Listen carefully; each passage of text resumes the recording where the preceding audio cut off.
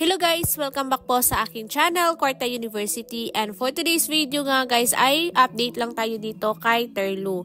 So dito kay Terlu guys, ito na yung kinita ko, itong earnings all time. So nasa $105 na.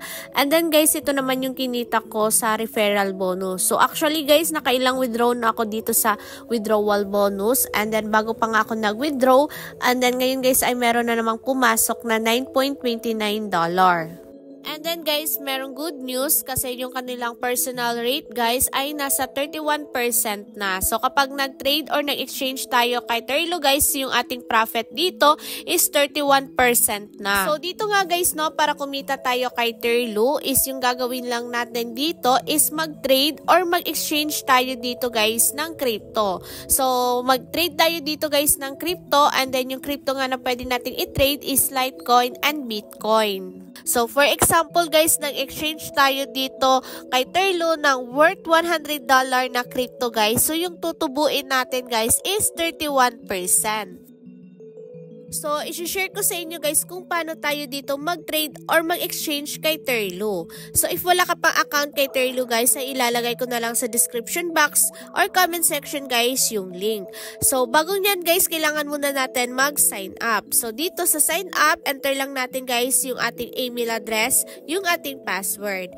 And then, i-click lang natin tong registration. So, kapag naka-register na nga tayo dito guys, is mapupunta na tayo dito sa ating dashboard. So, as you can see guys, dito nga sa ating dashboard, itong personal rate ay 31%. Ito yung magiging profit natin guys, no, kapag nag-exchange or nag-trade tayo dito kay Terlu. So, ngayon guys, if gusto nyo ditong mag-trade kay Terlu, ay i-click lang natin tong 3 lines dito guys, and then i-click lang natin tong make a trade. So, dito nga guys, no, choose the crypto you want to sell.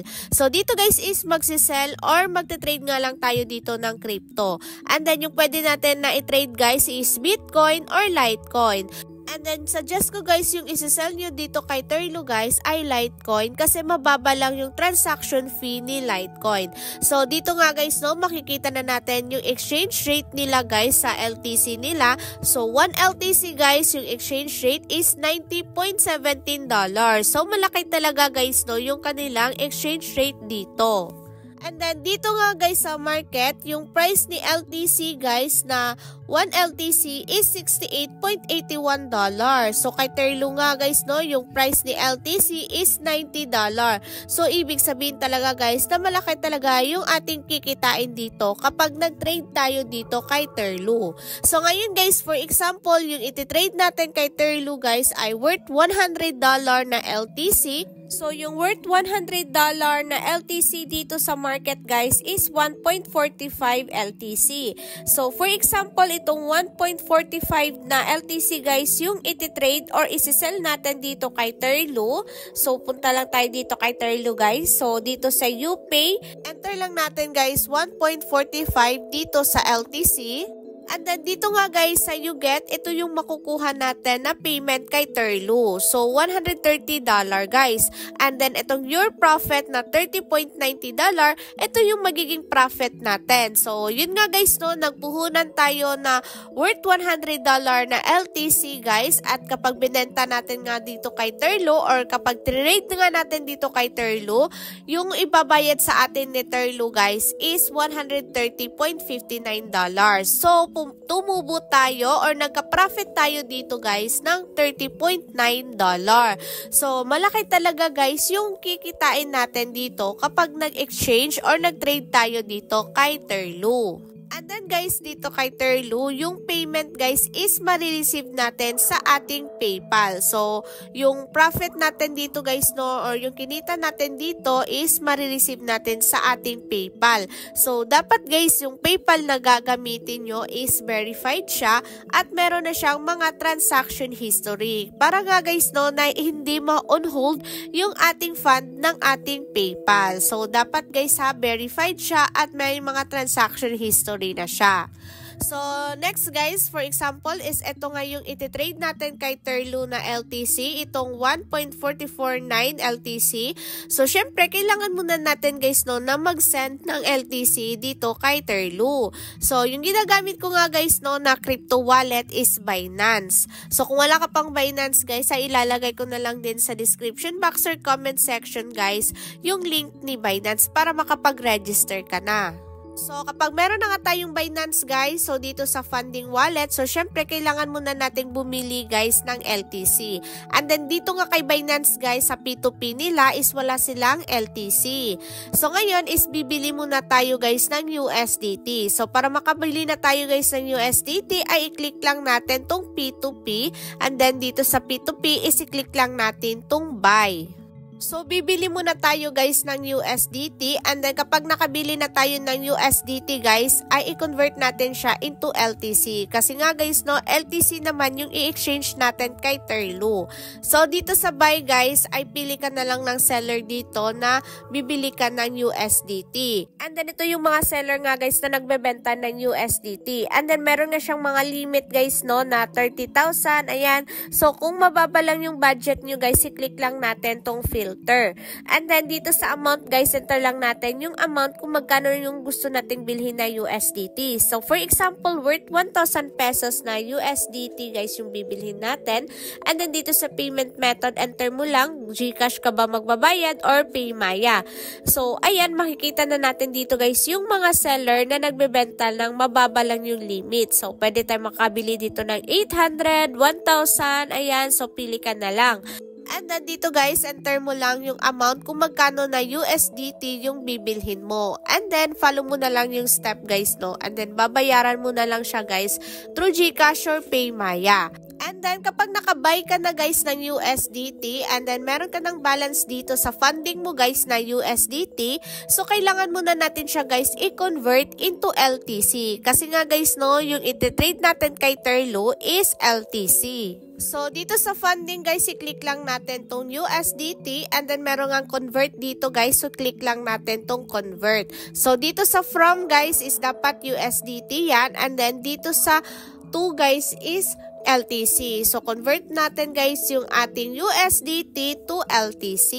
So, convert lang natin siya guys, no, yung ating USDT dito to LTC. And then, kapag na-convert na siya guys, so dito sa funding wallet is naka-LTC na yung ating USDT dito. So, ngayon guys, balik muna tayo dito sa ating Terlu. So, dito sa UPay guys, so ito yung babayaran natin guys, no, na LTC dito kay Terlu.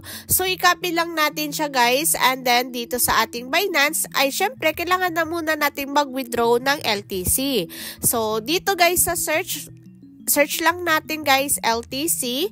Ayan. And then dito sa withdraw, click lang natin send via crypto. So, dito sa address guys, so dito natin makukuha sa Terlu. So, bago niyan guys, para makuha na natin yung address dito kay Terlu, so, enter muna natin guys yung ating PayPal dito. And then, dapat guys ha, yung PayPal na gagamitin nyo guys is verified at meron na siyang mga transaction history.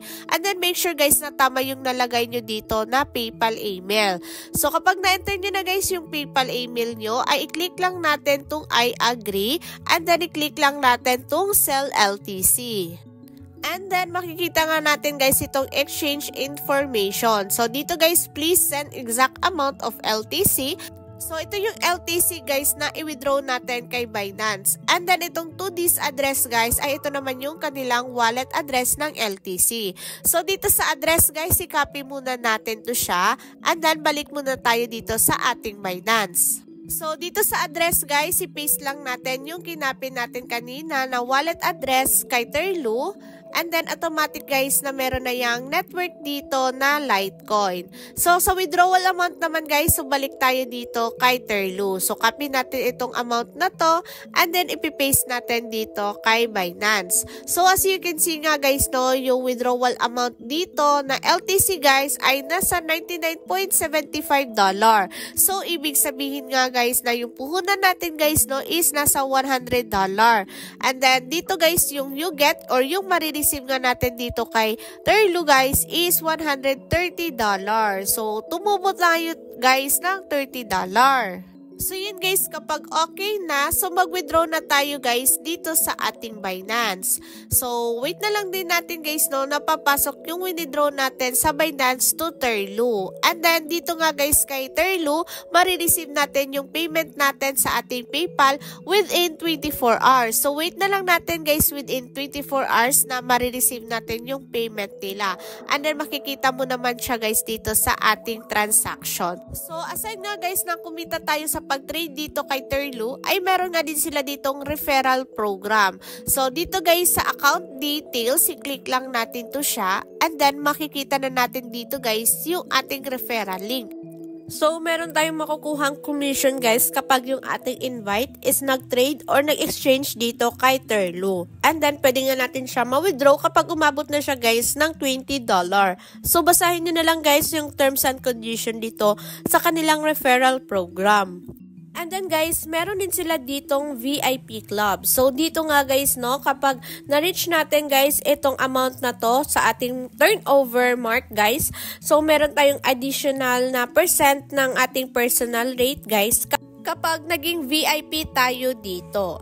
So ayun guys, meron din sila ditong frequently asked question dito. So, pwede nyo rin to siyang basahin guys kasi baka meron kayong mga questions. So, nandito na guys yung mga answer. And then, kapag nagka-problema or meron kayong concern guys sa inyong account, so pwede nyong i-email yung kanilang customer support dito.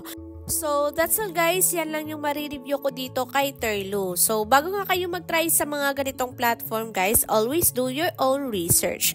So, that's all guys. Thank you so much for watching my video. God bless!